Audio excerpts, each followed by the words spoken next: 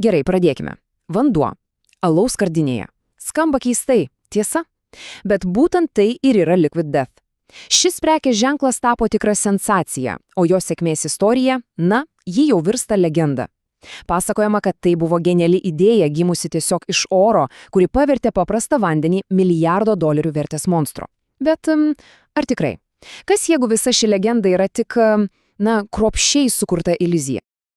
Ta legenda skamba maždaug taip. Įkūrėjas atsidūrė koncerte, mato roko žvaigždės, kurios scenoje geria vandenį iš alaus skardinių, kad atrodytų kietai. Ir staiga, blykstelėjimas, geniali mintis, sukurkime vandenį, kuris atrodo kaip alus. Atrodo taip paprasta, taip genialu ir žinoma viskas nutiko visiškai atsitiktinai. Tarsi scenarius iš Hollywoodo filmo. Ir ši atrodytų paprasta idėja tiesiog sprogo. Įmonės vertė šiuo metu sunkiai suvokiami $1,4 milijardo.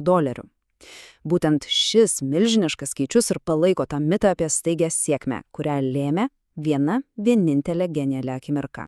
Bet ar tikrai viskas buvo, tiesiog taip paprasta? Pamėginkime išnarpliuoti šią istoriją. Pažiūrėkime, kasgi ten slėpėsi už tos staigios sėkmės fasado. Nes tikroji istorija, patikėkit, yra kur kas įdomesnė ir daug ko pamokanti. Taigi grįžkime prie klausimo, ar tai buvo tiesiog sėkmės bliksnis, ar dešimtmečių kurtas planas. Gerai, pirmas dalykas, kuris pradeda griauti šį mitą, tai pats įkūrėjas. Jis tikrai nebuvo koks nors atsitiktinis vaikinas, kuriam tiesiog pasisekė. O ne, jis buvo žmogus turintis labai specifinį ir, kaip pamatysime, absoliučiai lemiamą įgūdžių rinkinį. Ir štai čia slypi visa esmė. Įkūrėjas Maikas Cesarijo toli gražu ne naujokas. Įsivaizduokit, prestižinis dizaino koledžas, 10-metis reklamos versle, darbas su tokiais gigantais kaip Netflix. Ir kas svarbiausia, jis puikiai suprato pogrindžio kultūrą. Jis buvo tas tipas, kurio drąsias, nesaugias idėjas didžiosios korporacijos nuolat atmesdavo. Iš esmės, jis turėjo visus įrankius sukurti Liquid Death dar gerokai prieš jam atsirandant. Antrasis mito griovėjas – pati idėja nebuvo staigi. Visiškai ne. Ji brendo, augo ir laukė savo laiko. Beveik 10-metį. Tai jokia vienos nakties sėkmė. Tai buvo 9 metų maratonas. Tik pagalvokit. Mintis apie vandenį skardiniai jam kilo dar 2008-aisiais, bet jis nepaleido visko iškart. Ką jis darė? 9 ilgus metus jis kaupė patirtį, mezgė ryšius, mokėsi. Jis tiesiog laukė tinkamo momento. Tai nebuvo joks impulsyvus sprendimas. Tai buvo šaltakraujiškas, apgalvotas pasiruošimas. Ir štai, kai 2017 metais pagaliau atėjo laikas sveikti, jis nerizikavo viskuo. Užuot investavęs milžiniškas sumas į galybę, jis atliko nedidelį, bet tiesiog genialų eksperimentą. Tikslas – atsakyti į vienintelį svarbų klausimą. Ar ši beprotiška idėja iš viskam nors rūpi? Ir štai, kur slypi visas genialumas. Jis nekūrė produkto, jis neatidarė gamyklos, nieko panašaus. Jis tiesiog sukūrė trumpą, juokingą 3D vaizdo klipą, paleido jį su Facebook reklamom ir tiesiog stebėjo, ar žmonės norės tai pirkti. Viskas paprasta. O dabar geriausia dalis. Kiek, manote, kainavo įrodyti, kad ši milijardinė koncepcija veikia? Atsakymas – vos $4500. Pagalvokit, tai mažiau nei kai kurie žmonės per metus išleidžia kavai. Išskaidykime. 1500 už vaizdo klipą, 3000 už reklamas. Jokio švaistimo, jokių nereikalingų išlaidų. Tiesiog tikslus, apgalvotas ir neįtikėtinai efektyvus veiksmas. O tas vaizdo įrašas buvo tiesiog tobulus. Jame atvirai tyčiojamasi iš tų nuobodžių tradicinių vandens prekių ženklų, o Liquid Death pristatomas kaip maištingas kietas gėrimas.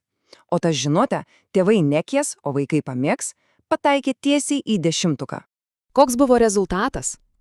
Per kelis mėnesius Facebook puslapis surinko 80 000 sekėjų. Bet svarbiausia, tai nebuvo tušti paspaudimai. Žmonės komentavo, rašė žinutes ir visi klausinėjo to pačio. Kur, po velnių, galima nusipirkti šito vandens? Ir čia yra pati svarbiausia pamoka. Svarbiausia. Jis patikrino ne šiaip susidomėjimo, nepatinka paspaudimus. Jis patikrino norą mokėti. Įsivaizduokite, tūkstančiai visiškai nepažįstamų žmonių buvo pasiruošę traukti piniginės už produktą, kurio dar net nebuvo. Investuotojų akise tai yra aukso vertės įrodymas, tikras auksinis bilietas. Taigi, sujunkime visus taškus.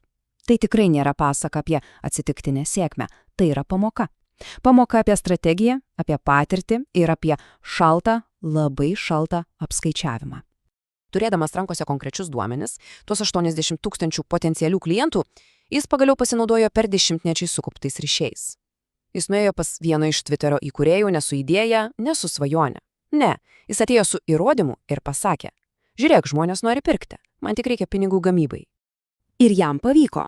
Po to $4500 vertės testo jis pritraukė $1,6 milijono pradinį finansavimą. Kodėl? Nes investuotojai matė ne gražią svajonę, o realų įrodytą rinkos poreikį. Dauguma startuolių daro taip. Pirma kuria produktą, tada ieško vartotojų ir tada tikisi, kad kažkas iš to duos pajamų. Liquid Death viską atvertė aukštyn kojomis. Pirma surado mokančius klientus, o tik tada su jų pinigais sukūrė produktą. Tai tiesiog kur kas protingesnis kelias. Taigi, kokia yra tikroji Liquid Death sėkmės formulė? Tai tikrai nesėkmė. Tai yra šaltas apskaičiavimas. Formulė, kurią sudaro gili pramonės patirtis, puikus auditorijos išmanimas, protingas ir pigus idėjos patikrinimas ir žinoma gebėjimas pasinaudoti per 10-metį sukauptais ryšiais. Viskas kartu. Visa ši istorija palieka vieną tikrai svarbų klausimą. Nesvarbu, ar tai verslas ar koks asmeninis projektas, prieš investuojant visą savo laiką ir pinigus, koks yra pats protingiausias ir pigiausias būdas sužinoti, ar ta didelė idėja išvis kam nors rūpi, Liquid Death parodė vieną kelią. Įdomu, kokius dar kelius galima atrasti.